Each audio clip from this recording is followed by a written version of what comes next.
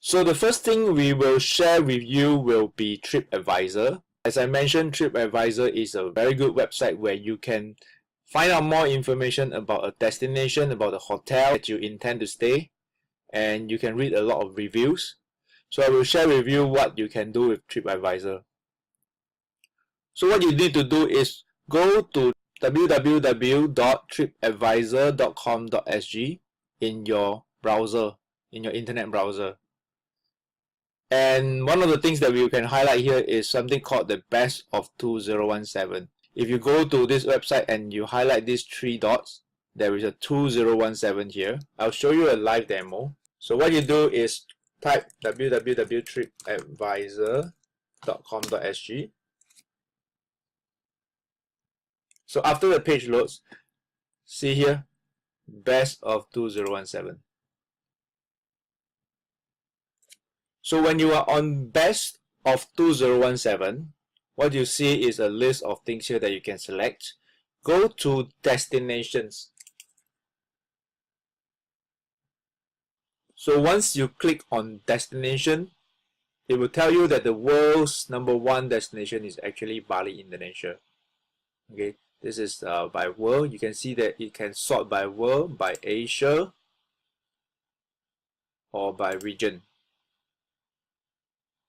If you are sorting by region, then you have to choose the destination according to region and the place.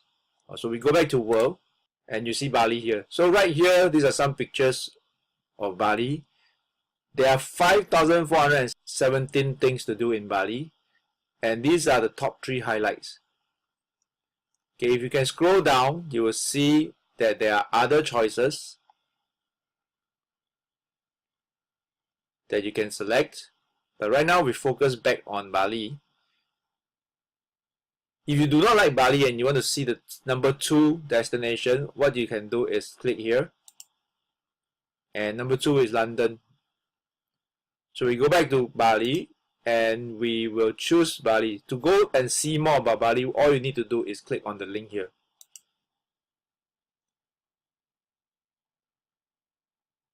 So here you can see on the right, there are hotels, there are holiday rentals, flight information, attractions, restaurants, and there's a forum. If you scroll down, there is an overview here. Click read more. Okay, this is just some generic information about Bali. Then you can see some photos, travel guides.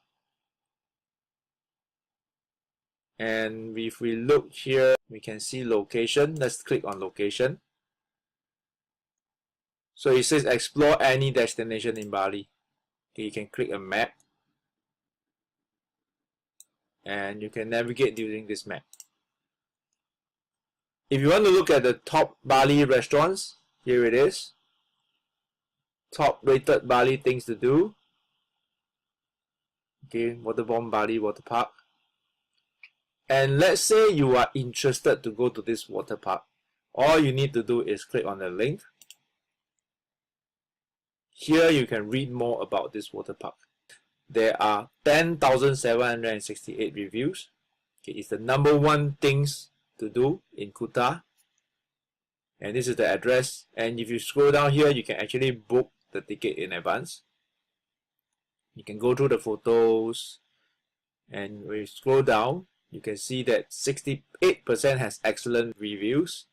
And there are some not so good reviews. So the key trick to reading all these reviews is as many as possible. If you go to a travel site and it only has 5 reviews, for example, then you may not want to trust that reviews so much, because it could be done up by the own company itself. But if you see 10,000 reviews, then definitely I don't think the company can spend all that time to do so many reviews. So it must be from people who really experience the place. So if you want to read the reviews, you can click on this link. It will bring you down. And you can start reading. Okay, fun, although pricey, great place to cool down. All these are reviewed today as of the date that I'm taking this video. There's a lot you can read through.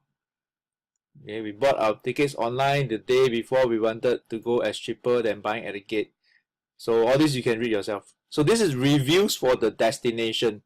So you can have a review before you can actually decide if you want to go. So this is the review for Waterborne Bali.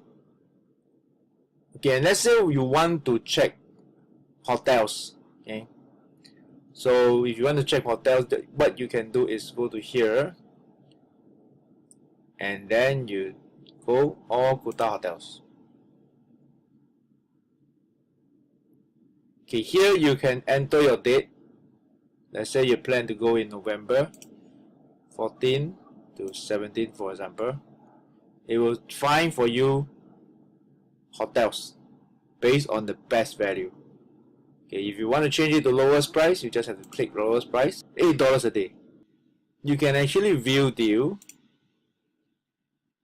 and it goes to booking.com, and from here you can see more. Okay, so these are also reviews. Otherwise, if you find that this is not the type of hotel you want, you don't mind paying more, what you can do is go to this bar. You say you're willing to pay up to $50. Then it will change. Okay, and you can start seeing which is the hotel that suits you more. Okay, for example, let's say this is quite nice, so I can click on this.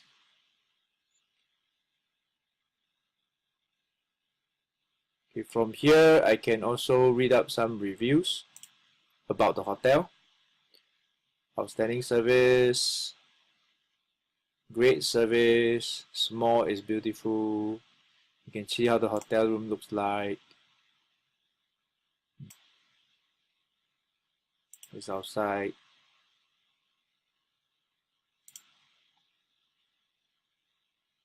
So recommended, great service.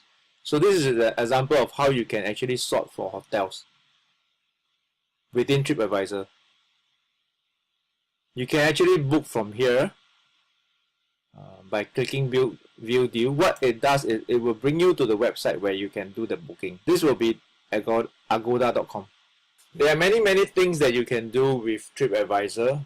Besides looking for hotel reviews, besides looking for destination reviews, or things you can do, you can go to travel forum. Here, these are all forums in different destinations. Okay, let's say you are making a trip soon to Europe. What you can do is go to Europe forum and then find the place that you are going.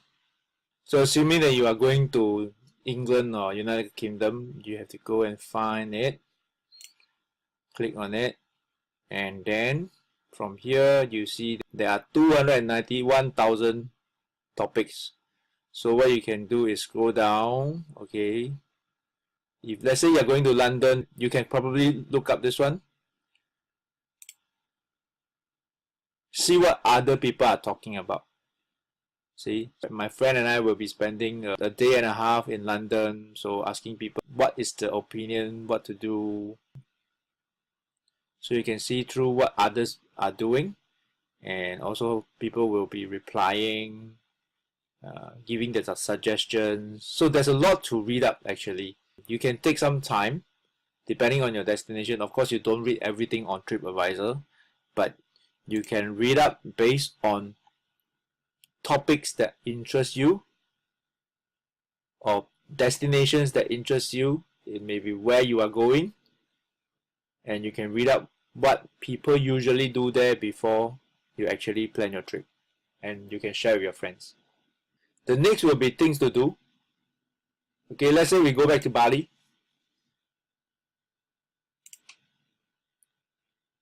And under things to do, you can see here day trips and excursion, spa tour, if you're one that likes spa. Top things to do will be listed here.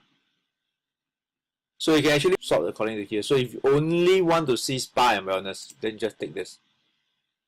And these are the spa that you can see, and you can choose. Same thing, you can go inside. If let's say for example this is number 3 of 884 spas in Bali, you can go inside and see and read up more about the reviews.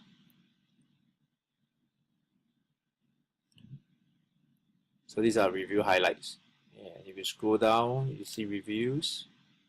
Okay, then you can start reading. And to find the location of the place, you just click location. It will show you a map. You click on this. It will give you the address. Okay, so you can actually zoom in also. So this is in Nusa Dua. So you can also check on restaurant. Basically, Tripadvisor, how I use it is I will use it for a guide to see more information about the place that I intend to go. So for example, if I'm going to Hong Kong, for example, what I will do is using Tripadvisor as one of the resource, I will search what I can do in Hong Kong, what is suitable for me and my family. Another thing that I will do is to use Google as well to search for highlights attractions in Hong Kong, and I will gather some information before I decide and mark down where I want to go during my few days in Hong Kong, for example. So take it as a resource. Usually I don't do booking via Tripadvisor for my hotels or my flights, but if you want to, you can do that because I have other resource when it comes to accommodation and flights. There is also a question and answer segment right after the reviews. If you scroll down and after all these reviews, you go down further, there's this part called question and answers. What you can do is actually ask questions. If you cannot find any reviews or anything that can answer to your question, like for example, this one asks, how much is the couples room? Is there a couples rate? This one asks, is it kids friendly? You can actually ask the questions here. So, but my advice to you is before you ask, actually go through some of the questions and see if you can get the answers you have. If you're going with your partner and you need a massage for men and women, so you can see that actually down here, someone has already asked a question and there is already an answer. So you don't ask the same question again. But if you have a question that it is not found here, of course you don't have to go through all the pages, but if you go through a few pages and it is not found here and even the reviews does not mention, then you can actually ask a question here. Just type your question and submit and wait for the reply. Probably check back in 1 to 2 days, somebody should reply. So what can you do with the reviews and the question and answer? Basically, travelers from around the world submit their reviews and questions. The reviews are regularly updated and they provide you with details that you won't get with traditional travel brochures. More updated, more information, and they are submitted by real travelers, not something that is made up by the company. Okay, of course, like I mentioned earlier, if you see a destination or a place with only very little reviews, then you may not want to entirely rely on those reviews to make your decision.